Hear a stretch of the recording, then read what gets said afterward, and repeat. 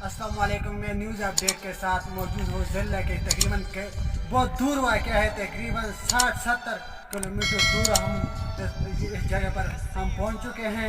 तो आज इस इलाके के बारे में आपको बताएंगे। तो इस टाइम हमारे पास जो मेहमान आए हुए हैं इनसे जानने की कोशिश करेंगे। अस्सलाम वालेकुम।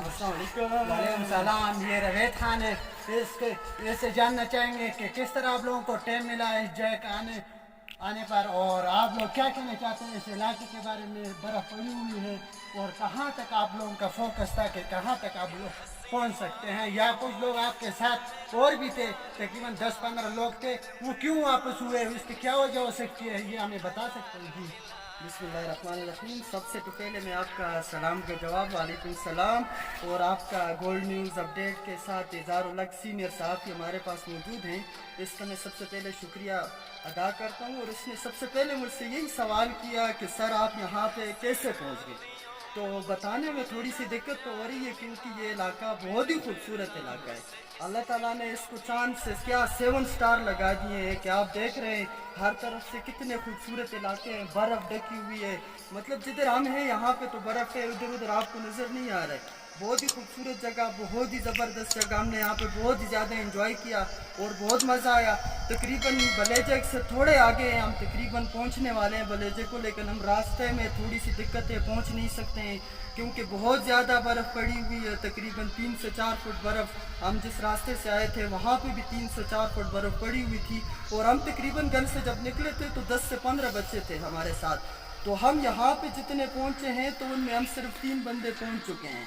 रास्ते में हमारे लिए बड़े मुश्किलात भी थे, लेकिन हमने मुश्किलात का सामना करते हुए हम आखिर अपने मंजिल में पहुंच चुके हैं। रास्ते में मैं तकरीबन अपनी ज़िंदगी में फ़र्स्ट टाइम यहाँ पे आया हूँ, हालांकि मैं भी यहाँ का रहने वाला हूँ।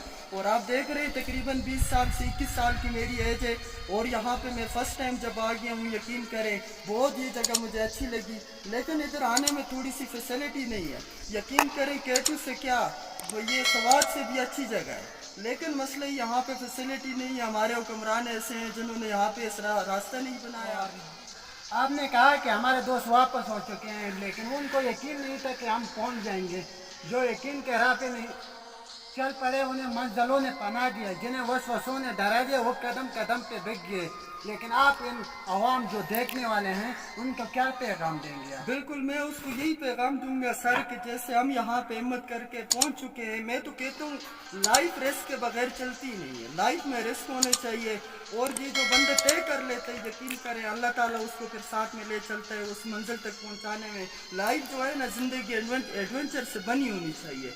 ज़िंदगी में जितना बड़ा सफ़र, जितना बड़ा मंजिल आप अपने लिए तय करेंगे, यकीन करें उतनी बड़े मुश्किलात, उतनी बड़ी ख़तरनाक चीज़ें, इतने बड़े शैतान, इतने बड़े इब्लीस आपके सामने रास्ते में रुकावटें बनेंगे।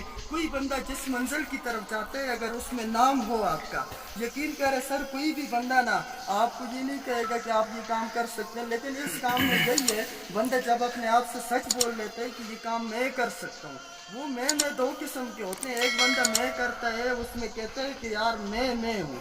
तो मैं तो बकरी भी करती है ना सर। जो मैं इंसान अपने साथ अपने आप से झूठ सच बोल लेता है, जो सच इंसान अपने आप से बोल लेता है कि ये काम मैं कर सकता हूँ, यकीन करें कोई इस तरह कोई भी चीज़ नहीं है कि आपको वो काम करने से इंसान को कोई भी चीज़ रोक सके। तो बस सर मैं यही कहूँगा, बहुत ही अच्छा इलाका है आपका यहाँ पे, और आप जो काम कर रहे हो यकीन करें बहुत अच्छा काम कर रहे हैं आप।